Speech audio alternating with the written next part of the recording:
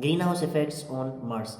So we were discussing about Mars and we have discussed a lot of points now. बाकी हमारे पीछे तो एक ग्रीन हाउस इफेक्ट रहती है एंड देन उसके बाद यहाँ पर इसका थोड़ा बहुत अदर लाइक स्काई कलर वगैरह ये चीज़ें हो गई एंड देन उसके बाद यहाँ पर कंक्लूजन वगैरह हुई। कंक्लूजन में हम जो है प्रॉपरली इसकी जो भी लाइक पॉइंट्स हैं उनको प्रॉपरली एक एक पॉइंट करके डिस्कस कर लेंगे ताकि हमें लास्टली समझ भी आए हमने क्या क्या चीज़ें जो है वो इसके बारे में डिस्कस की and what type of information we get from these things. So this is gonna be like divided into three parts or two parts. Let's see.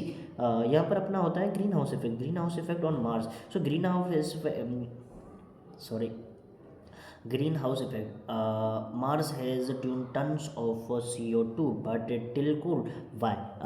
Because like तुम ऐसे मान लो कि लाइक हम जो अर्थ पर होता है हमारे अर्थ पर एटमॉस्फेयर जब भी लाइक एटमॉस्फेयर नहीं जब भी CO2 ज़्यादा होता है जो हमारी कार्स वगैरह से प्रोड्यूस होता है हमारे लाइक मोटर कार्स या फिर जैसे भी ये भी जो व्हीकल्स वगैरह इनसे जो भी प्रोड्यूस होता है इससे क्या होता है हमारा डे बाय डे हमारी अर्थ का जो टेम्परेचर है वो बढ़ता जा रहा है डे बाय डे बढ़ता जा रहा है because of the carbon dioxide. पर इतनी ज़्यादा हमारे यहाँ अवेलेबल नहीं है जितनी मार्स पर अवेलेबल है। मार्स पर हमारे हमसे बहुत ज़्यादा अमाउंट में वहाँ पर अवेलेबल है but still the Mars is very cold. उसका जो टेम्परेचर है वो मतलब 160 टाइप इतना कुछ है ठीक है शायद 60 -60 इतना ज़्यादा टेम्परेचर है। तो वो बहुत ज़्यादा कम टेम्परेचर है माइनस में बहुत ज़्यादा ठंडा है। उसका वजह क्या है क्योंकि वहाँ पर ऑक्सीजन तो बहुत ज़्यादा है ऑक्सीजन बहुत आई मीन ऑक्सीजन नहीं कार्बन डाइऑक्साइड वहाँ पर बहुत ज़्यादा है। सो कार्बन डाइऑक्साइड ज़्यादा होने की वजह से वहाँ पर हीट होनी चाहिए ज़्यादा वहाँ पर ज़्यादा गर्मी होनी चाहिए वहाँ का टेम्परेचर बहुत ज़्यादा हाई होना चाहिए बट यहाँ पर बहुत ज़्यादा लो है। उसकी रीजंस क्या है तो उसके बारे में यहाँ पर लिखा गया atmosphere is too thick and not enough pressure to trap heat क्योंकि वहाँ पर इतना ज़्यादा प्रेशर नहीं कि ट्रैप कर पाए हीट को। एंड उसके बाद यहाँ पर green house effect is almost zero वहाँ पर ग्रीन हाउस इफेक्ट होता ही नहीं है ठीक है। तो हमारी अर्थ की बात करें तो यहाँ पर एक इफ़ेक्ट होता है एक फिनोमिना होता है जो होता है बिकॉज ऑफ किसकी चीज़ से होता है।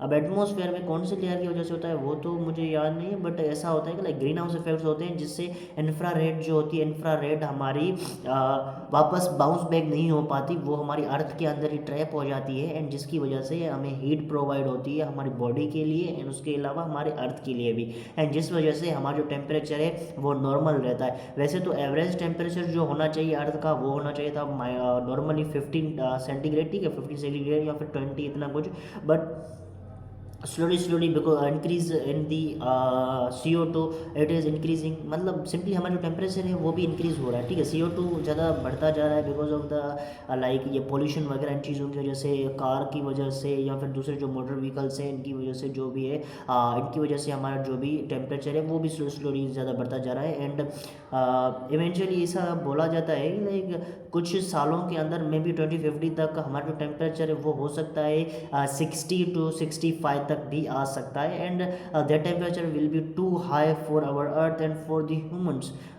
बाकी सिंपली हमारी बॉडी ऐसी है कि लाइक वो उन चीज़ों को सिंपली एडॉप्ट कर लेगी क्योंकि हमारे लिए जो जो पहले के लोग थे जिनके लाइक फॉर एग्जांपल 1947 वाले जो भी लोग थे उनके लिए जो टेम्परेचर अभी के टाइम पे होगा वो बहुत ज़्यादा हाई होगा। हमारे लिए भी ये टेम्परेचर हाई है बट हमें ज़्यादा इतना इफेक्ट नहीं करेगा क्योंकि हम जो इसी टेम्परेचर के हिसाब से पैदा हुए हैं तो हमारी बॉडी जो है वो इन चीज़ों को स्लोली एडॉप्ट करने लगेगी एंड फ्यूचर में भी ऐसा होगा बट स्टिल वो जो चीज़ है वो हमारे लिए लाइक ऐसा नहीं होता कि तुम्हारी जो भी गर्मी वगैरह है वो पूरे के पूरे साल तक चले ऐसा नहीं होता। तो जैसे ही टेम्परेचर वगैरह में हमारा जो भी सीज़न वगैरह में चेंजिंग आते हैं तो हमारी बॉडी जो चीज़ों को उस हिसाब से जो है एडोप्ट करने लगती है एंड फिर जैसे ही सडनली फिर मौसम वगैरह चेंज हो जाती है तो हम बीमार वगैरह हो जाते हैं एंड फिर हमें वो चीज़ें एडोप्ट करने में थोड़ा बहुत टाइम लगता है।